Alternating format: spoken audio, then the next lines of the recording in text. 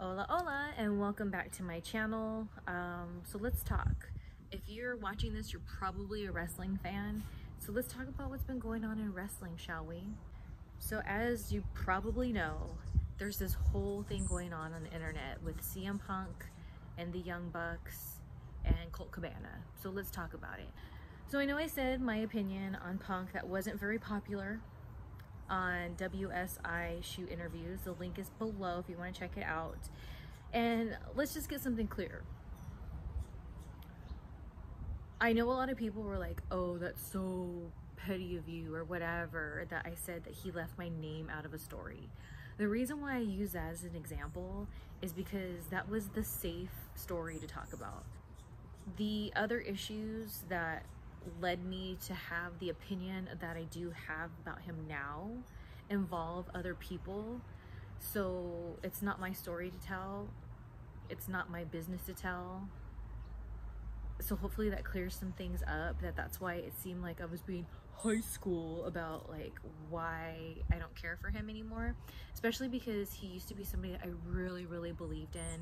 He just really inspired me. I had a really high opinion of him. So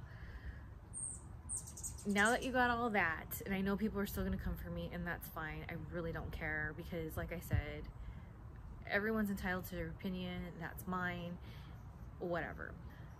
But as far as him and Colt Cabana go, I used to also have a very high opinion of Colt Cabana. All my personal feelings aside with both dudes, I remember when I used to talk to Cabana and we were friends, I would tell him that, you know, I was going through a lot of different disappointments with people, friendships that I had in wrestling that didn't seem authentic anymore. And I'd always tell him, I'm so jealous of you and Punk. Like, you guys are like the best of friends. You have each other's back. If you guys ever have a falling out, I give up. So years ago when they had their falling out, I was just like, dude, like if Cabana and Punk can't stay friends and like that they had a falling out, then like what hope do any of us have? Because I just was really inspired also by their friendship. I mean, I know some about what had happened, but it's not anything like that I've talked to either of them about. Especially Punk. I haven't talked to Punk in I don't know how long, but I was friends with Cabana for a bit, and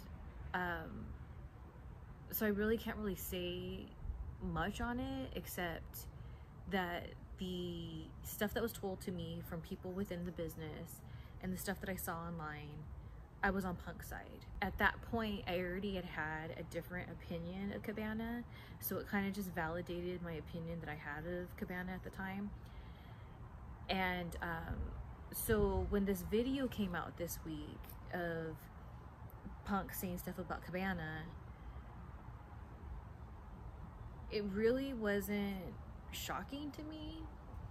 And I know some people are like, well, why is he bringing it up or whatever.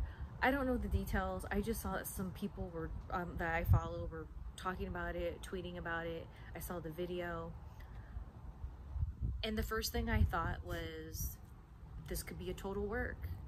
This could be something for their product, AEW. And if it is, that's really freaking smart, because that's really pulling on the heartstrings of the fans, because the fans know that they were such good friends. They had a falling out. So if him bringing up his issues with Cabana is part of a storyline or something they're building up, I think it's really smart, because it's totally believable. Now let's get into the Young Bucks. I've said many times on Shelly and Stoner Jesus Smokeout that I don't like the Young Bucks. I feel like a bitch about it because they've never done anything to me. I don't really know them. I've only been around them a handful of times. And I don't like that I don't like them, because there's no reason not to like them. They just rub me wrong. So of course people are gonna be like, oh, haha, did you see? But the thing is, I think it's a work. I totally think it's a work. And again, if it is a work, it's totally smart on AEW's part, because it seems really believable. I don't know what happened backstage. I don't know what words were said. If it was real, let's play that side of the story. Let's say it was legit, right? I don't talk to anyone in AEW. I don't know the chisme.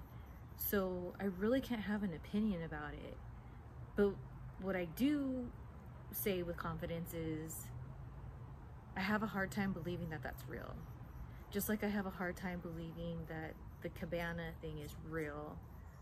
And if it is, I'm just so jaded in the wrestling world that I think everything's a work and everything's to draw money, draw tickets, and that's fine. I am not dogging on it. If these two situations that everyone's talking about with Punk is real, is a work, props, because it's got everyone up in a tizzy, got so many people talking about it out of the business and in the business, and that's what draws money. But if it's real, I don't really think it's anything new or should be surprising that Punk would say what he did about Cabana. And then, like I said, the thing about the Young Bucks, I don't know any of the details except what I kind of saw online was that like they got in a fight and people had to pull them apart. And if that's real, people fight. People don't like each other. People cross the line and things happen. So it's not that big of a deal. So there you have it. That's my 2 cents in what's going on in the wrestling world. But I thought I would share my thoughts on it because not too long ago, like I said, I did talk about Punk. It's a running joke on the Shelly SJ Smokeout. Check it out on channelattitude.com exclusively about the Young Bucks. So I guess we shall see. We shall see as it all unfolds. If it is a work, I think a lot of people are going to be eating their words because I have been seeing some aggressive talk online about the situation, whether it's towards Punk or towards AEW or Tony Khan. So there you have it. Well, it's freaking hot outside. I think I better go in. I am Shelly from Cali. She's Minnie the Moocher, wearing her coyote vest, and we'll be smelling you later. Adios.